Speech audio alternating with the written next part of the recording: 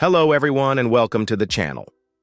Today we're taking a trip back to a wonderful piece of American television history, the classic sitcom, The Beverly Hillbillies. This show not only brought laughter to millions of viewers, but also left a lasting legacy thanks to its talented and lovable cast. Sadly, with time, some of those familiar faces are no longer with us. In this video, we'll remember the beloved actors of the Beverly Hillbillies stars who may have passed on but continue to live forever in the hearts of fans.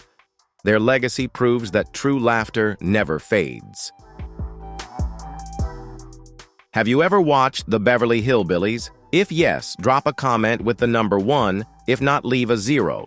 Don't forget to watch the full video and hit subscribe to the channel to support us in creating more meaningful content for you.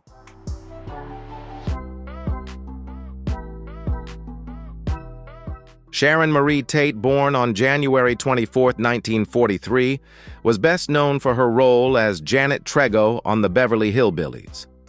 At just 20 years old, she appeared as the graceful and charming secretary, a part that mirrored her own gentle nature. Though it was only a supporting role, Sharon shined with her expressive eyes and natural on-screen charisma. Her fame rose quickly as she went on to star in films like Eye of the Devil, and earned a Golden Globe nomination for her performance as Jennifer North in Valley of the Dolls 1967. This marked her as one of Hollywood's most promising rising stars.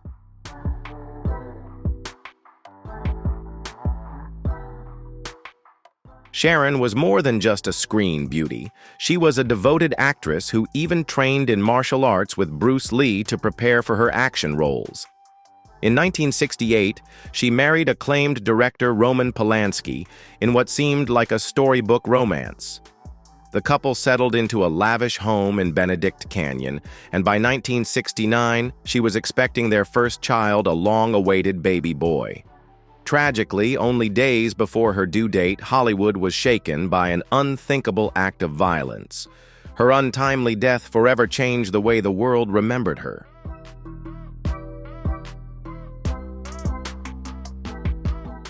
On the night of August 8th, and into the early hours of August 9, 1969, Sharon Tate, just 26 years old and more than 8 months pregnant, was savagely murdered by members of Charles Manson's cult. She was stabbed 16 times as she begged for the life of her unborn child. Her body, along with those of 4 friends, was found in a gruesome scene that horrified the nation. Sharon's life ended just as her career was beginning to take flight, leaving behind an unborn baby and a future stolen by senseless violence. She was laid to rest at Holy Cross Cemetery in Culver City, California, in the same grave as her child. At the time of her death, her net worth was estimated at $45,000, serving as a heartbreaking reminder of a luminous star gone too soon.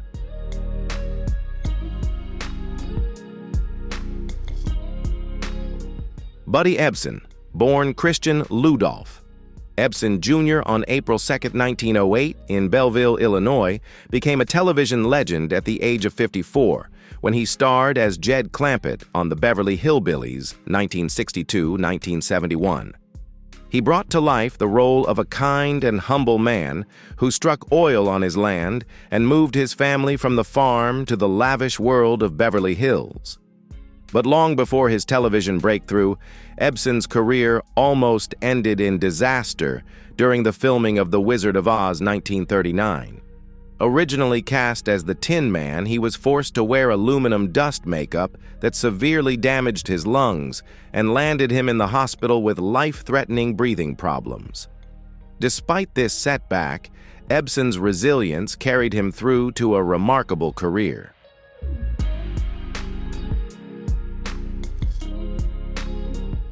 MGM replaced him with Jack Haley without giving any explanation, an ordeal that left Ebsen with lifelong respiratory issues and pushed him into supporting roles for many years. His personal life was equally turbulent. He endured 2 failed marriages, fathered 7 children, and battled alcoholism, along with a notoriously short temper, which made many colleagues hesitant to work with him. A firm conservative, he openly opposed his co-star Nancy Kulp when she ran for Congress in 1984, even appearing in a campaign ad against her and labeling her too liberal, an act that ended their longtime friendship.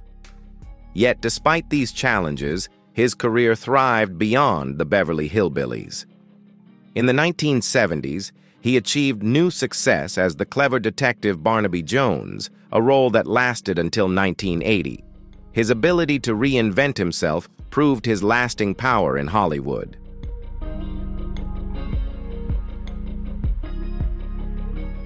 In addition to his acting career, Ebsen was also a folk artist author and a passionate coin collector whose collection was valued at hundreds of thousands of dollars. He even founded the Beverly Hills Coin Club, reflecting his deep love for the hobby.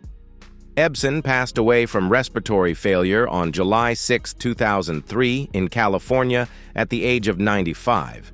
He was laid to rest at Pacific Crest Cemetery in Redondo Beach. At the time of his death, his net worth was estimated at $3 million, a relatively modest amount considering the length and prestige of his career. His legacy remains one of versatility, resilience, and enduring charm.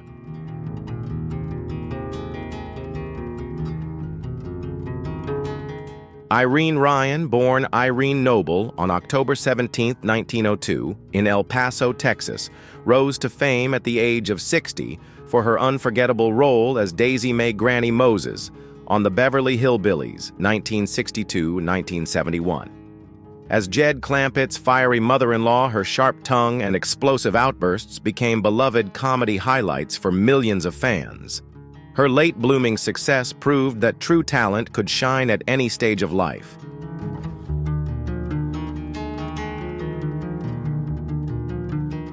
But behind the laughter was a far lonelier truth. Ryan married twice, but both unions ended in divorce, and she never had children. Though adored as Granny, she was recognized for her tireless dedication to her craft, often sacrificing personal happiness for her career. She kept her distance from close relationships and spent much of her life in solitude. In 1973, tragedy struck while she was performing on Broadway in the musical Pippin. Moments after singing No Time at All, she collapsed backstage. Her passing shocked fans who had only seen her as a source of joy and laughter.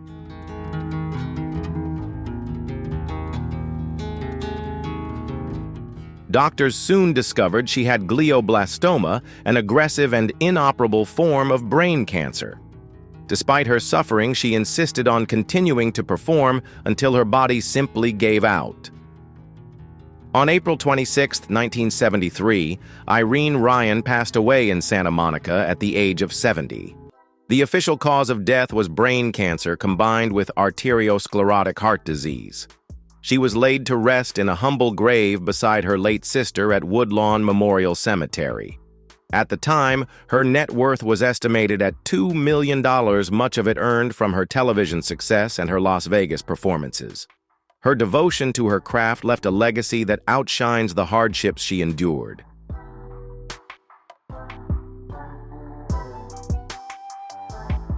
Raymond Bailey, whose full name was Raymond Thomas Bailey, was born on May 6, 1904, in San Francisco, California. At the age of 58, he became a television icon through his role as Milburn Drysdale, the greedy and scheming banker in the Beverly Hillbillies. His character's endless plots to keep the Clampett family's oil fortune delivered not only laughs, but also a sharp satire on the greed and vanity of the wealthy elite. Yet behind the comedic facade on screen, Bailey's real life was marked by solitude and sadness. Away from the spotlight, he was a deeply private man carrying a loneliness that few ever truly understood. His story reminds us how different life off-screen can be from the roles that bring actors fame.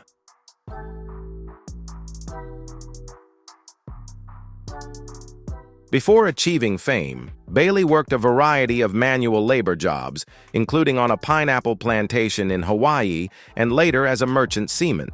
His travels took him across China, Japan, and the Mediterranean before he eventually returned to Hollywood in 1938 in his mid-30s. where he finally secured his first acting roles after several failed attempts. Behind the curtain of his career, however, Bailey quietly battled substance abuse, which often left him irritable and difficult to work with.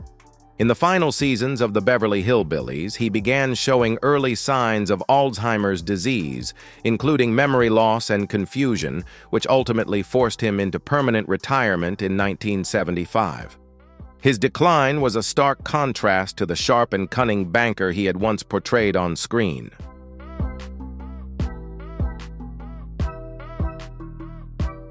In his final years, Bailey lived a quiet and solitary life, splitting his time between a small apartment and a boat in Laguna Niguel.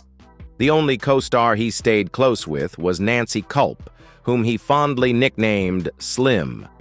Having fully withdrawn from both the public eye and the entertainment industry, he spent his last years in seclusion. On April 15, 1980, Raymond Bailey passed away from a heart attack at the age of 75. His ashes were scattered off the coast of California. At the time of his death, his net worth was estimated at $1 million, a subdued ending for a man once recognized across America. His legacy endures through the timeless laughter he brought to audiences.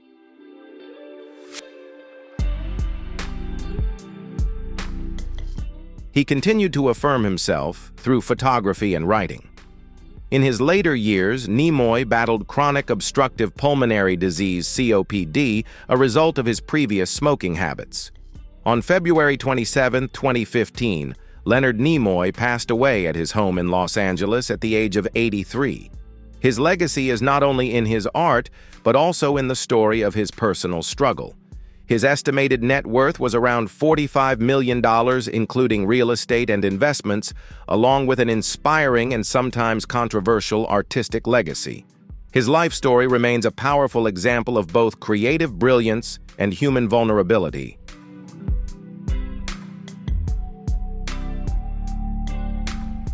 The role of Ellie Mae was so iconic that it became nearly impossible for Donna Douglas to be viewed as anything else. Many directors dismissed her as just a country doll, and her acting career gradually faded. Even starring alongside Elvis Presley in Frankie and Johnny 1966 wasn't enough to free her from the hillbilly stereotype. Her personal life was equally turbulent. She went through 2 failed marriages, the first ending the same year she gave birth to her only child, leaving her a single mother. Her second marriage to Robert Leeds, the director of the show that made her famous, also ended in divorce. Despite these struggles, she remained resilient and continued seeking new paths beyond Hollywood.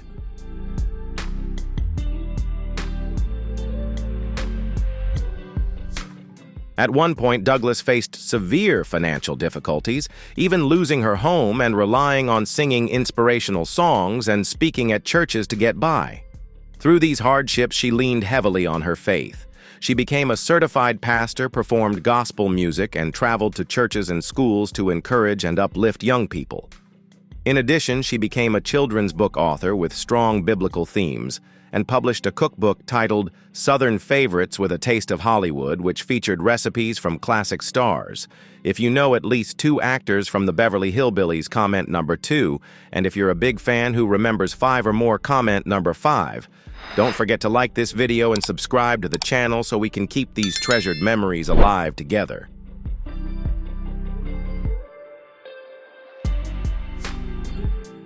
Donna Douglas, who brought the sweet and spirited Ellie Mae Clampett to life on the Beverly Hillbillies, passed away on January 1, 2015 in Louisiana at the age of 82. She lost her battle with pancreatic cancer, a quiet and painful fight she endured in her later years. Following her passing, she was laid to rest at Bluff Creek Cemetery, close to her birthplace, in a peaceful and intimate setting. Though remembered as a beloved television icon, her net worth at the time of her death was estimated at $1 million, a modest sum that reflected a life lived with resilience, simplicity, and far removed from the glitz of Hollywood. Her legacy continues to touch fans who cherish the warmth she brought to the screen.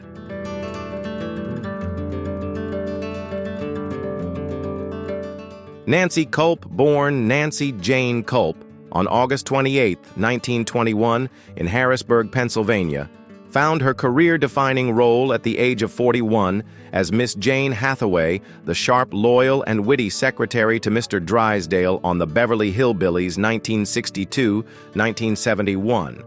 Her character stood out as a symbol of intelligent, independent women in the male-driven world of television comedy. Yet behind the scenes, Kulp carried with her a lifetime of personal struggles and unspoken heartaches.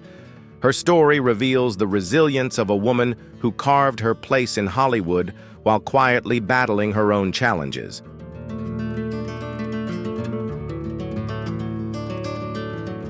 Despite earning an Emmy nomination, Kulp soon faced rejection from Hollywood as rumors about her sexuality began to circulate, a taboo subject during that era. Though she never officially came out, she hinted at the truth with quiet grace in a candid interview with LGBT author Bose Hadley, saying, "I'm a different person. I see people in the same boat hanging out together." After the Beverly Hillbillies ended, her career stalled, and she was offered very few leading roles. Her resilience, however, spoke volumes about her strength in the face of prejudice.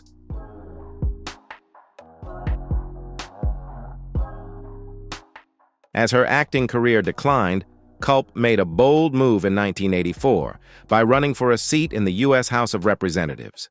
However, her campaign suffered a devastating blow when her former co-star Buddy Ebsen, who played Jed Clampett, appeared in a political ad denouncing her as too liberal, which severely harmed her reputation and chances of winning. Although Ebsen later expressed regret for his actions, the damage was done and their friendship never truly healed. Afterward, Kulp returned to academia, teaching theater at Juniata College, and later settled into a quiet life in Palm Springs. Her transition from Hollywood to public service and education reflected her courage to keep redefining herself.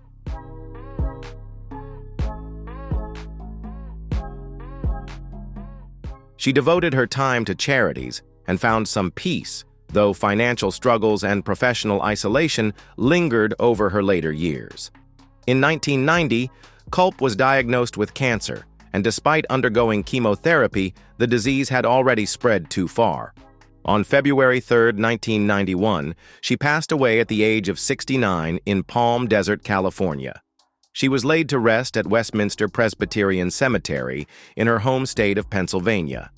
At the time of her death, her net worth was estimated at about $500,000, a modest sum that reflected the hardships of a once-celebrated actress who had been pushed aside for daring to be different. Her courage and authenticity, however, left a legacy that continues to inspire.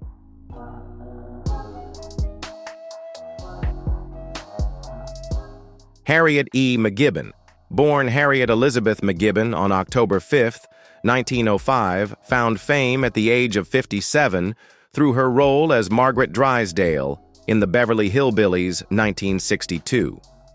With her refined, aristocratic voice and polished demeanor, she perfectly embodied a wealthy Boston socialite who was obsessed with status and horrified by the crude Clampett family, a performance that made her one of the most memorable comedic figures of the 1960s. Yet behind her iconic role, McGibbon's personal life was shaped by quiet loneliness, depression, and deep personal tragedy. Her story reveals the contrast between her glamorous on-screen persona and the struggles she carried in private.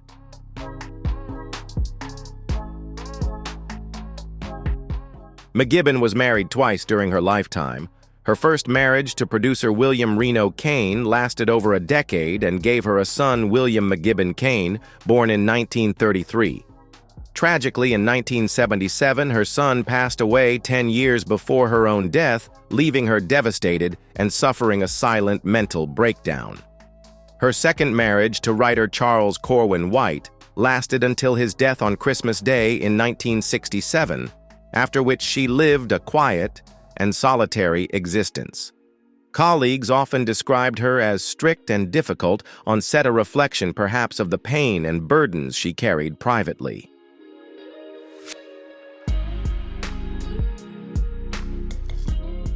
While some colleagues admired her professionalism, others kept their distance because of her aloof and reserved demeanor. Yet despite her personal hardships, McGibbon enjoyed a distinguished career. She made her Broadway debut in 1925 with Beggar on Horseback and went on to shine in the Pulitzer Prize-winning play You Can't Take It With You. On screen, she appeared in well-known productions such as Bewitched My Three Sons and Vincente Minnelli's Four Horsemen of the Apocalypse. In her later years, however, McGibbon withdrew from both the public eye and the entertainment industry, living as a recluse in Los Angeles. The losses of her husband and son had left her with little desire for the world she once thrived in.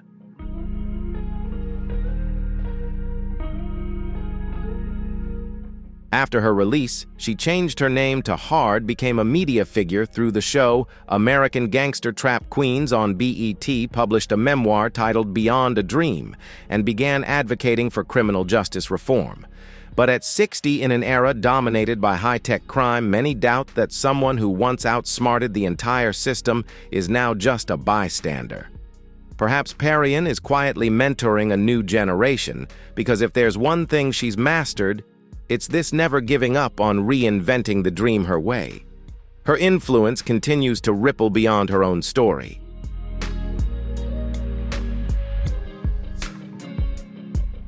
Born in 1923 in Houston, Texas, Anne, whose birth name was Johnny Lucille Collier, faced loneliness and hardship from an early age.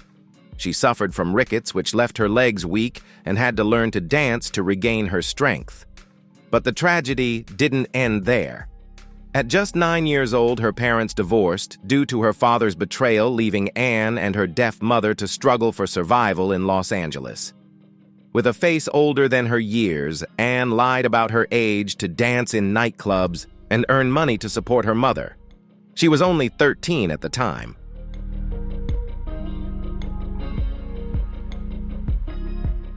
In 1938, Bea married actor Jim Bannon, and together they had 2 children, including Jack Bannon, who would go on to pursue an acting career of his own.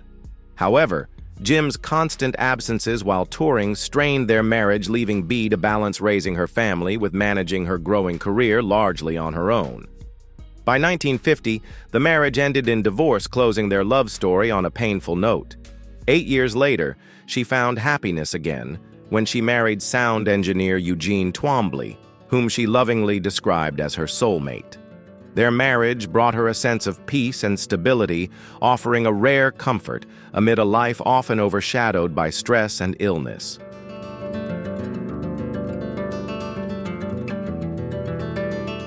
A lifelong heavy smoker, Bernadette was diagnosed with lung cancer in 1967. Even after undergoing radiation treatment at Stanford Medical Center, the disease continued to spread while she was filming Petticoat Junction. Determined to keep her illness private, she worked tirelessly until her body could no longer endure the strain. In her final episodes as the beloved innkeeper Kate Bradley, her lines had to be dubbed off camera because she was too weak to appear. Her unwavering dedication to her craft left a lasting impression on colleagues and fans alike.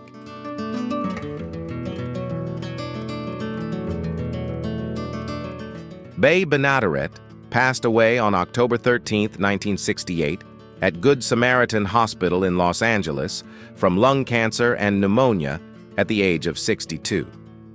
In a heartbreaking twist, just 4 days later, her husband Eugene died of a heart attack, seemingly unable to go on without the woman he called the light of his life. The couple was laid to rest side by side at Valhalla Memorial Park. At the time of her death, her net worth was estimated at $1.5 million, a modest figure compared to the enormous impact and legacy she left behind in television history. Her memory continues to live on through the laughter and warmth she brought to countless viewers.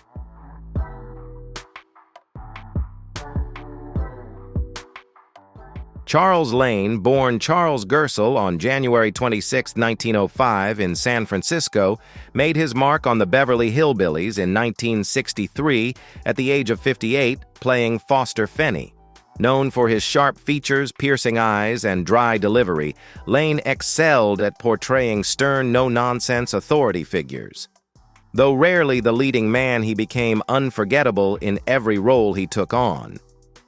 Over his long career, he appeared in more than 250 films and countless television shows, often cast as the grumpy bureaucrat, the strict judge, the cold doctor, or the inflexible director. His presence was so distinct that audiences instantly recognized him, even if they didn't always know his name.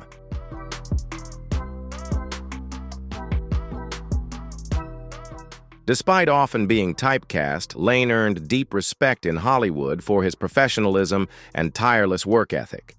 It wasn't unusual for him to film 3 roles in a single day, quickly changing costumes and rushing from set to set just to deliver a few lines. Reflecting on his career, he once quipped, "I always played jerks, but that's what people remember me for." And indeed, those gruff, irritable characters became his signature. Away from the screen, Lane enjoyed one of Hollywood's rare, enduring marriages. He wed Ruth Covell in 1931, and the couple remained devoted to each other for more than 70 years, until her passing in 2002.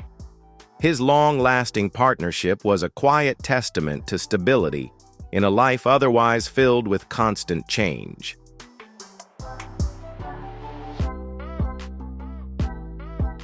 Charles Lane, one of television's most recognizable character actors, lived a long, modest, and remarkable life. He and his wife raised their 2 children in a simple Brentwood home they purchased in 1964 for just $46,000, choosing stability over Hollywood extravagance. Known not only for his sharp acting but also for his extraordinary longevity, Lane continued appearing on screen at 101 and at 102 remained sharp-minded, keeping up with current events, and even joking at the 2005 TV Land Awards that he was ready for another role. On July 9, 2007, his son discovered him peacefully passed away, eyes open, as if awaiting one final curtain call.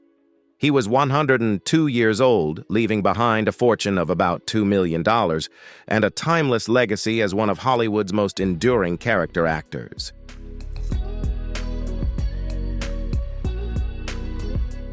Milton Frome as Lawrence Chapman was born on February 24, 1909 in Philadelphia.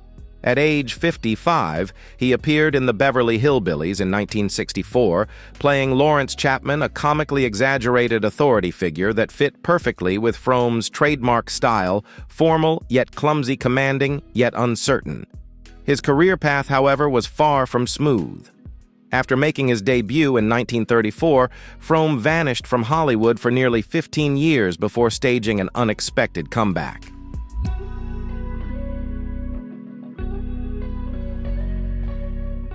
Frome finally resurfaced in the early 1950s, carving out steady work with guest spots on I Love Lucy Lassie, The Twilight Zone, and Adventures of Superman.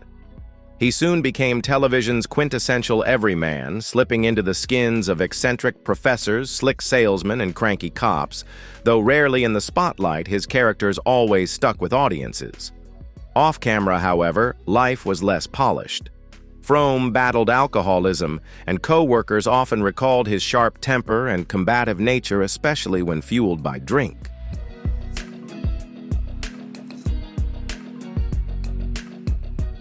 Frome's personal life was no less turbulent than his career. A failed marriage left him emotionally wounded, and financially strained struggles he carried for the rest of his days. After his final appearance in the 1977 miniseries Captain's Courageous, he quietly stepped away from acting. On March 21, 1989, he passed away in Los Angeles from congestive heart failure at the age of 80. Laid to rest at Forest Lawn Memorial Park in the Hollywood Hills, he left behind an estate valued at about $1 million, a modest sum that nevertheless reflected a lifetime of relentless work and unforgettable supporting roles.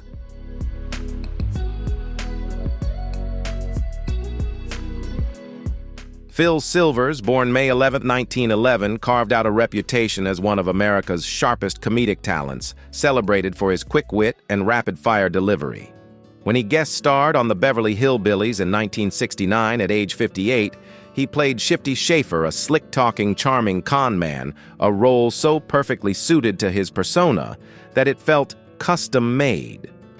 Though his appearance was brief, it left audiences with a lasting impression.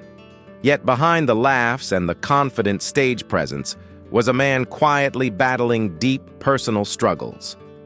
Gifted from childhood, Silvers first stepped into performing at just 11 years old, singing during reel changes whenever a film projector broke down, an early glimpse of his resilience and love for show business. His life became a mix of brilliance and hardship, where dazzling success often coexisted with private demons few ever witnessed.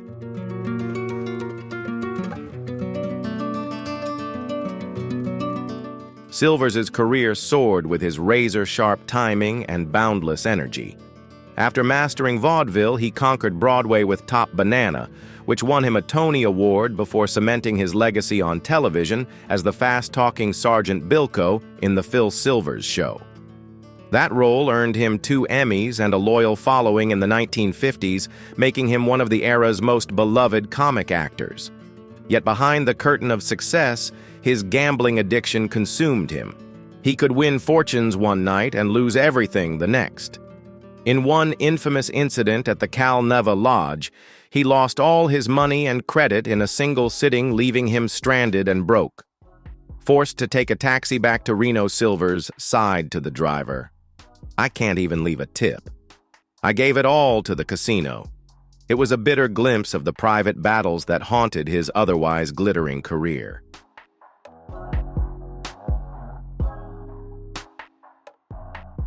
Depression shadowed Silvers throughout his life. In 1962, while touring in Spain, he suffered a nervous breakdown that exposed just how fragile he was beneath his comic brilliance. Though he had a gift for making millions laugh, he often felt crushing loneliness once the applause faded. His personal life brought more pain, with 2 failed marriages, first to Miss America, Jo Carol Dennison, then to Evelyn Patrick, the mother of his 5 daughters, including actress Kathy Silvers. Despite his declining health, he pressed on with his career, determined not to let his demons silence him. In 1972, while performing in A Funny Thing Happened on the way to the Forum, tragedy struck again when he suffered a debilitating stroke that left him struggling with speech. It was a cruel twist of fate for a man whose entire livelihood had been built on the power of his words.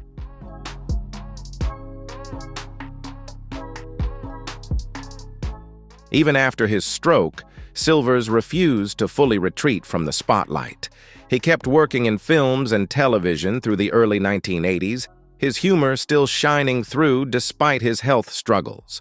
On November 1, 1985, he passed away peacefully in his sleep at his home in Century City, California, the victim of a heart attack. He was 74. Silvers was laid to rest at Mount Sinai Memorial Park in Los Angeles. At the time of his death, his net worth was estimated at around $1 million, a modest figure compared to the immense joy and laughter he gave to generations of audiences.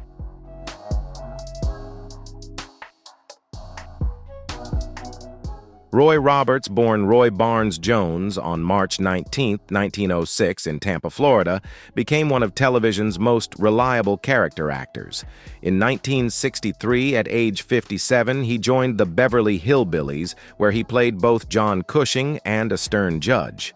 His commanding presence and deep, resonant voice made him the perfect fit for serious authority figures, bankers, generals, or powerful executives roles he played on nearly every major television show of the 1950s and 1960s. With a career that stretched over 40 years and included more than 900 roles, Roberts became one of the most recognizable faces on American television. His consistency and versatility made him a trusted figure in Hollywood's golden age of TV.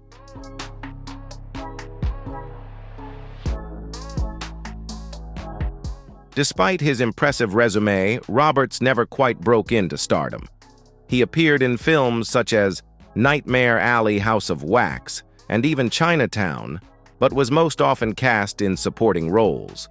Television audiences knew him well from Bewitched Petticoat Junction, Bonanza McHale's Navy, and dozens of other series where he became the go-to authority figure. Yet behind the scenes, his life was less steady. Rumors suggested he struggled with alcohol and drug use difficulties that may have strained his mental health and relationships in Hollywood, even as he remained a steady presence on screen.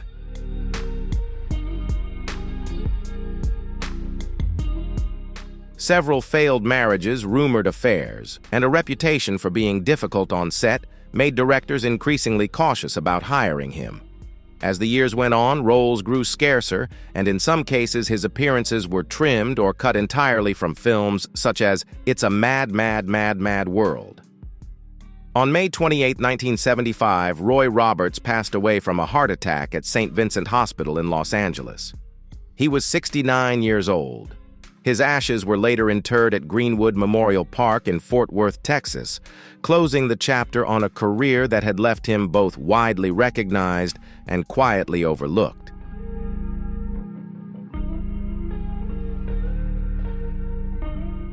Kathleen Freeman, born on February 17, 1923 in Chicago, brought her talent to the Beverly Hillbillies in 1963 at the age of 40, playing two quirky supporting roles, Flo Schaefer and Agnes.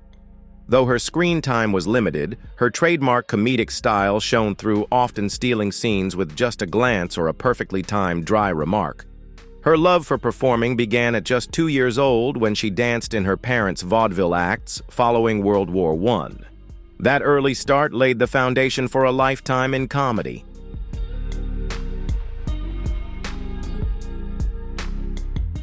Though born into show business, Kathleen Freeman's journey was far from straightforward. She studied music at UCLA with hopes of becoming a classical pianist, but a chance role in a play revealed her gift for comedy and changed her path forever. Over the next 5 decades, she built an extraordinary career, appearing in more than 100 films and countless television shows. She became a familiar face in Jerry Lewis comedies of the 1950s and 1960s, including The Nutty Professor and The Disorderly Orderly.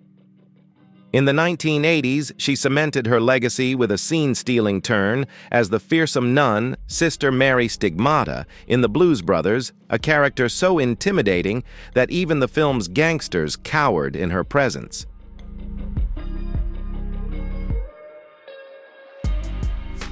She also appeared in Hocus Pocus Gremlins 2, Naked Gun 3313, and even voiced a character in Shrek, which became her final film role before her passing. Away from the spotlight, Freeman lived a quiet and solitary life.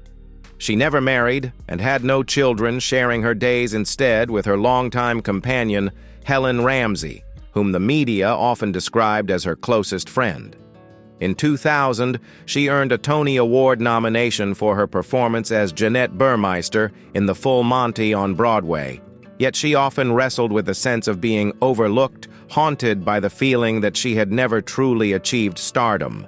Despite these doubts, her impact as a scene stealer in countless roles made her unforgettable to audiences.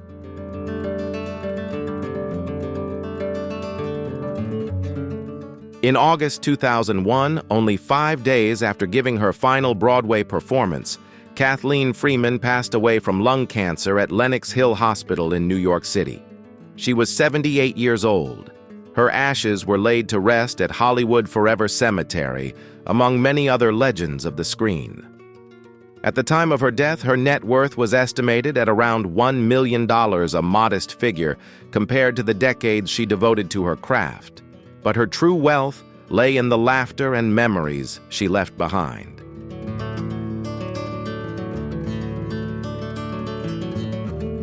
John Witherspoon, born on January 27, 1942 in Detroit, Michigan, is fondly remembered for his role as Mr. Willie Jones in Friday 1995 at the age of 53. In the film, he portrayed a strict yet loving father, bringing warmth and humor to the movie.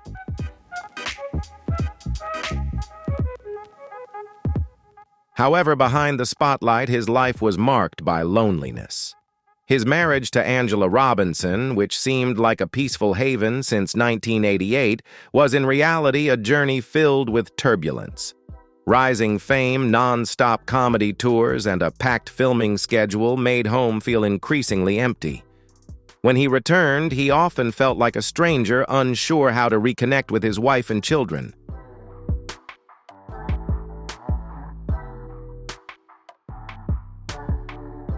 Friends recalled that behind the laughter on stage was a lonely Witherspoon spending sleepless nights in unfamiliar hotel rooms.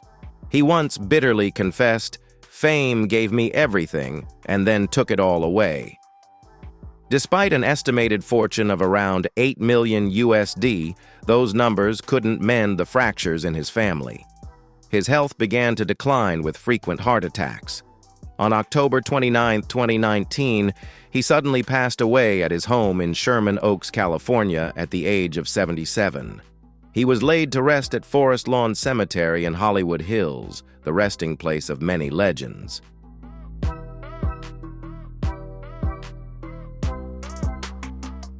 Tommy Lister was born on June 24, 1958, in Pine Bluff, Arkansas.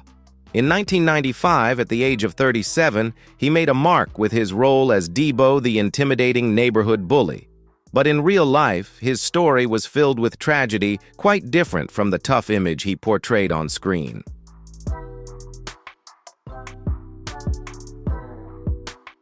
Lister was born blind in one eye due to a detached retina. Sports and acting became his only escapes. He won the National Powerlifting Championship in 1982 and appeared in over 200 roles.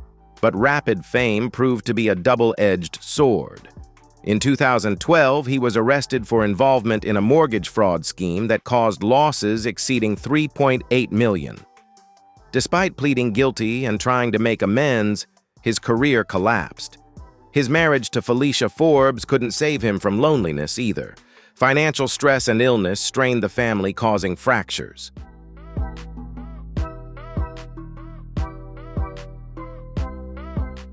In 2020, after contracting COVID-19, his health rapidly declined. On December 10, 2020, he was found dead at his home in Marina del Rey, California, at the age of 62. The cause of death was heart disease related to high blood pressure and arteriosclerosis. At that time, his estate was valued at around $1 million USD, mostly tied up in the house he owned at the end of his life.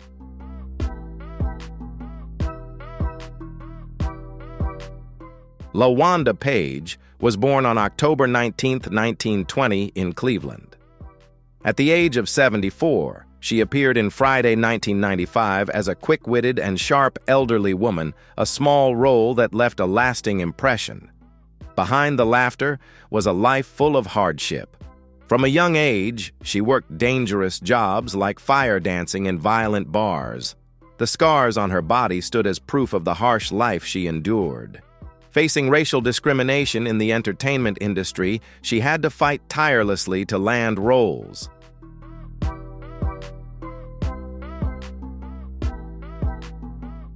Her personal life was also filled with sorrow. She married for the first time at 14 but lost her first child. All three of her marriages ended with the early deaths of her husbands, leaving her distrustful of marriage. From age 30, she lived alone, pouring all her passion into the stage, the only place she felt truly alive. In her later years, she battled diabetes. Her health declined and she nearly withdrew from the spotlight. Her role in Friday was one of the rare occasions she returned to work for a living. She passed away on September 14, 2002, from complications related to diabetes at the age of 81. Her estate was valued at around $500,000, mostly tied up in a small house in Los Angeles.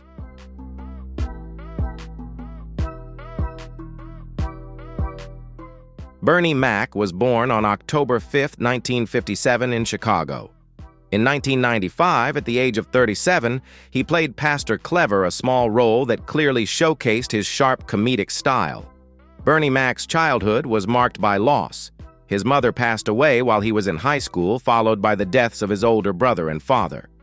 These pains left deep scars in him. At 20, he married his high school sweetheart and had a daughter in 1978. However, his career often kept him away from home, leading to loneliness and family conflicts.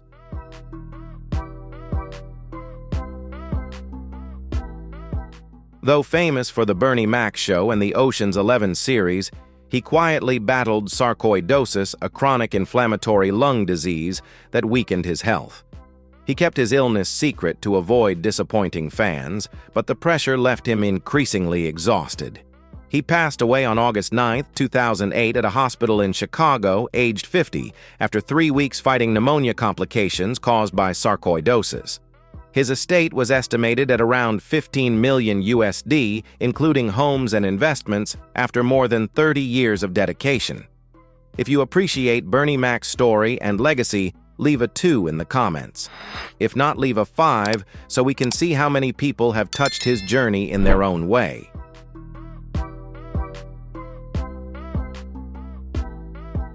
Anthony Johnson was born on February 1, 1966 in Compton, California. At 29, he made a strong impression with his role as Izal, a cunning drug addict and thief in Friday, 1995. With his natural comedic talent and expressive face, Johnson became an unforgettable character. But behind the camera, his life was a series of tragedies. Born into a family with a father who was a veteran stuntman, Johnson seemed to have a solid foundation. However, the pressure to prove himself and constant comparisons to his father weighed heavily on him. After the brief spotlight of Friday, he fell into addiction, the role of Izal gradually becoming reality in his own life. Drugs were his escape whenever he faced rejection and failure in his career. His marriage to Lexis Jones Mason once brought some hope. They had 3 daughters, Antette, Natasha, and beyond, rare bright spots in his life. But addiction and financial instability caused their family to break apart.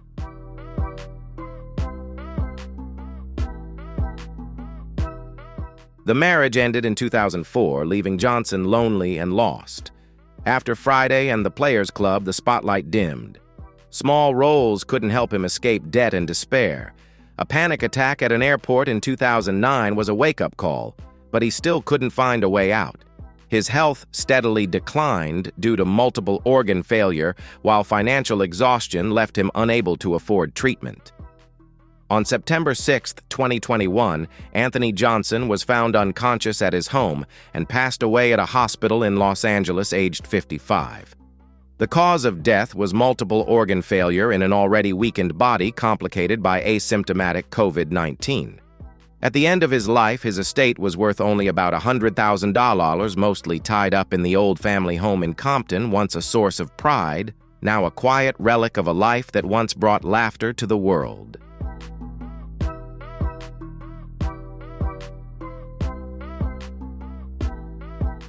Michael Clark Duncan was born on December 10, 1957 in Chicago. At 37, he appeared in Friday as the dice player. A small role, but one that left an impression thanks to his distinctive appearance and demeanor reflecting the chaos of working-class life. Behind his muscular physique was a childhood filled with hardship. Duncan grew up without a father, with his mother working as a janitor and struggling to raise 2 children. He dropped out of college to take on various manual jobs in Los Angeles, from digging holes and hauling freight to working as a bodyguard for stars like Will Smith, LL Cool J, and Martin Lawrence.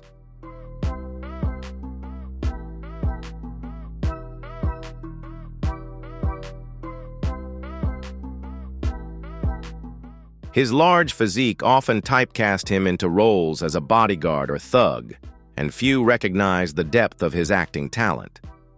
In the years before his breakthrough with The Green Mile, 1999, he lived in despair. Even after gaining fame, he carried the sadness of being labeled the big guy. His personal life was also turbulent. His relationship with reality TV star Omarosa Manigault was praised by the media, but was fraught with conflict behind the scenes. When Duncan suffered a heart attack and was hospitalized in 2012, his family accused Omarosa of exploiting him, meddling with his will, and driving a wedge between him and his loved ones.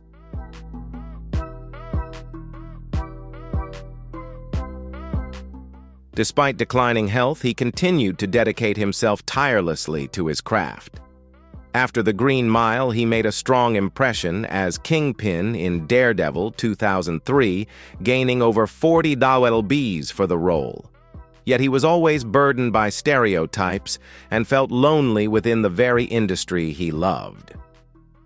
On September 3, 2012, Michael Clark Duncan passed away in Los Angeles at the age of 54 after nearly 2 months battling respiratory failure following a heart attack. His estate was estimated at around $18 million USD, including his home and investments. His funeral, though simple, was deeply moving, attended by close friends such as Tom Hanks and Jay Leno.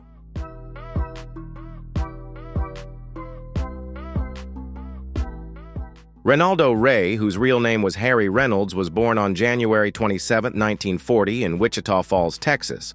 At 55, he appeared in Friday as Red's father, a strict but humorous dad, in the iconic scene where Red gets beaten by Debo. Though his screen time was brief, Ray captured the audience's heart with his natural charm. He began his career late after many years as a teacher. When he switched to comedy and film, he hoped for fame and fortune, but reality proved much harsher. Despite appearing in over 50 films, including Harlem Nights alongside Richard Pryor and Eddie Murphy, Ray mostly took supporting roles with modest earnings.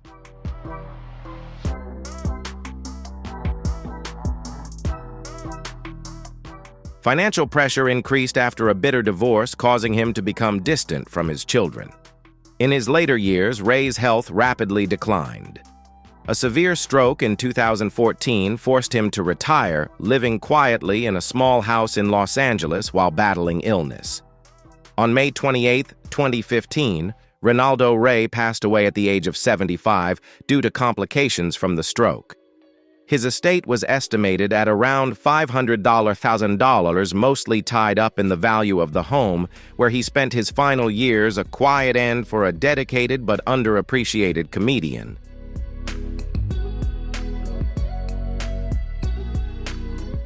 Yvette Renee Wilson was born on March 6, 1964, in Los Angeles. At 31, she played Rita the blind date arranged for Smokey in an unforgettable comedic scene. With her subtle charm and natural expressions, Wilson brought laughter despite her brief appearance. In real life, she faced many challenges. After Friday, she gained more fame with her role as Andell Wilkerson in Moshe and the Parkers, but struggled to find leading roles. Unstable work led to financial difficulties, especially after she was diagnosed with cervical cancer in 2000. Battling illness, she underwent chemotherapy, radiation, kidney transplant, and dialysis. When funds ran low, friends set up a fundraiser to help cover treatment and travel expenses. Her marriage to producer Jerome Harry was once a refuge, but the burdens of illness and finances led to their divorce.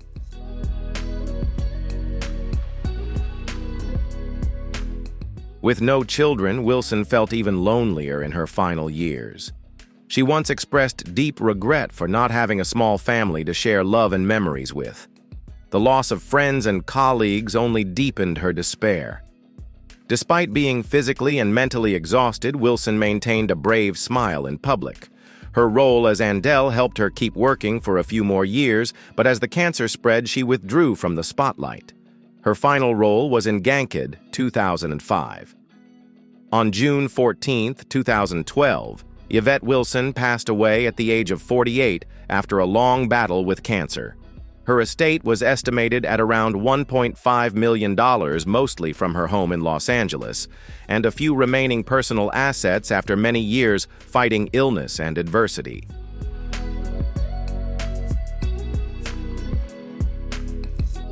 Ice Cube, whose real name is O'Shea Jackson Sr., was born on June 15, 1969, in Los Angeles. At just 25, he made a strong impression as Craig Jones, a young unemployed man facing all kinds of challenges in a chaotic neighborhood in Friday, 1995. Not only did he star in the lead role, but Ice Cube also co-wrote the screenplay, turning the film into a cultural phenomenon and paving the way for him to become a major force in Hollywood. But behind the spotlight was a life full of loss and trials. Ice Cube witnessed the murder of his half-sister when he was only 12, a shock that left a deep emotional scar. After leaving the group NWA due to financial disputes, he faced threats and attacks from former friends and intense media pressure, a lonely and doubtful period in his life.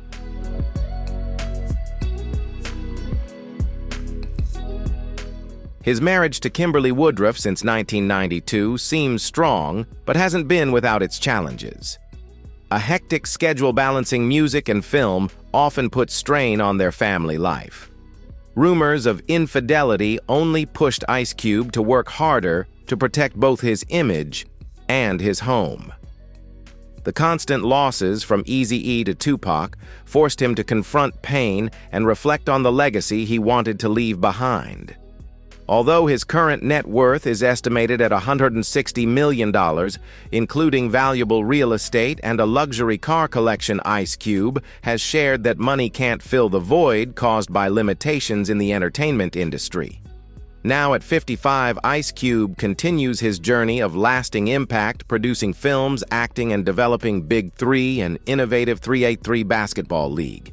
His works often blend entertainment with profound social messages.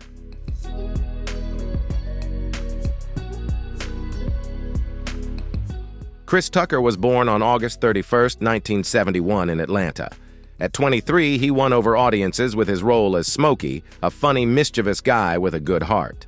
This role had audiences laughing out loud, but Tucker's real life wasn't so easy. After huge success with Friday and Rush Hour, he became one of Hollywood's highest-paid stars. However, fame also brought troubles. Tucker faced a financial crisis due to poor money management and bad investments, leading to an IRS lawsuit over nearly $10 million in unpaid taxes. Once a millionaire, Tucker had to sell assets to pay off his debts.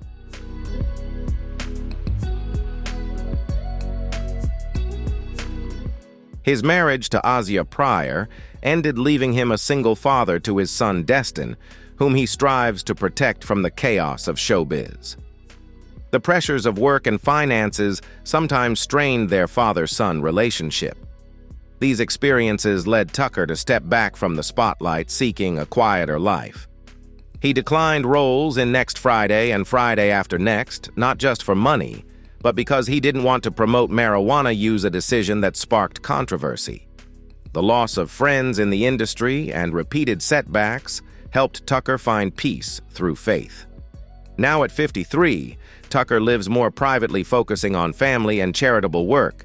His current net worth is estimated around $5 million, including a quiet home in Atlanta, a peaceful refuge after the storm of fame.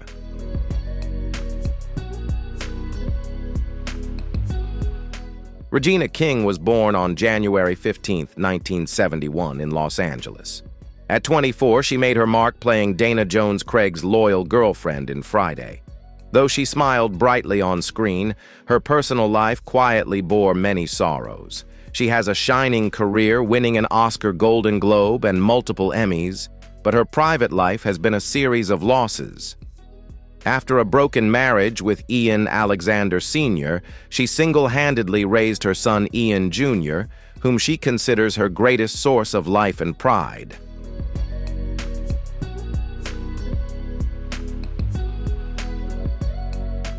Tragedy struck on January 21, 2022, when Ian Jr. died by suicide at the age of 26, just days after his birthday. The overwhelming loss led Regina King to withdraw from the public eye, sinking into grief and guilt. Throughout her career, she battled stereotypes in the entertainment industry. Even after winning top awards, she still felt underestimated because she was a black woman. After her son's death, that pain weighed even heavier.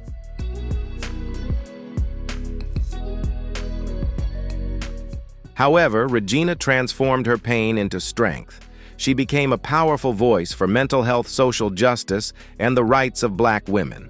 Works like One Night in Miami and Watchmen stand as testaments to her journey of healing through art. Now at 54, Regina King has an estimated net worth of around $16 million, including a luxury home in Los Angeles and a car collection.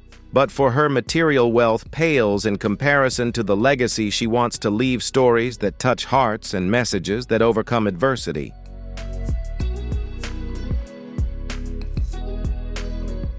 Nia Long was born on October 30, 1970 in Brooklyn.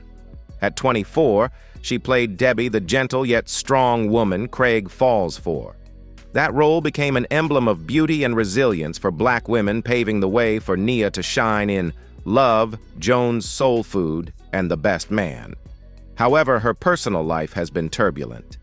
Her breakup with NBA coach Ime Udoka amid a public infidelity scandal was a major emotional blow. As a single mother of two sons, Messiah and Kez, she has often shared the challenges of balancing being the family's pillar while navigating an industry rife with prejudice.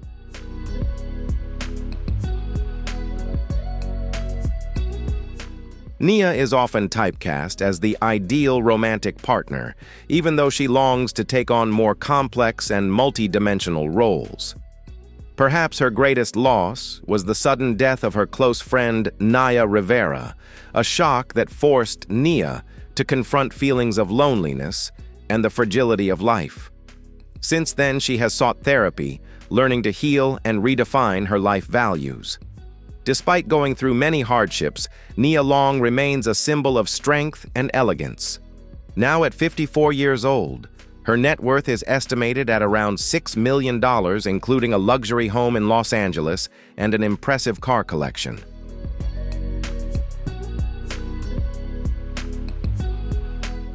A journey of the cast of Friday 1995 is an epic tale of laughter and tears where the spotlight can't hide the deepest wounds. They made the whole world laugh, but behind the scenes, they had to battle loneliness, loss, illness, and the pressures of fame. Though their lives have been marked by struggles, the legacy they left behind is undeniable, an iconic cultural work and a spirit of resilience that triumphs over fate. In a place where laughter and tears go hand in hand, their real-life stories make us appreciate Friday more than ever.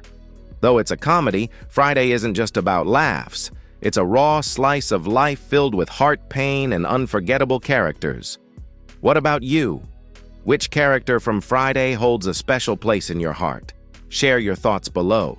We'd love to hear your favorite memories and moments from the film. And don't forget to like, subscribe, and hit the notification bell so you don't miss any more moving and inspiring stories.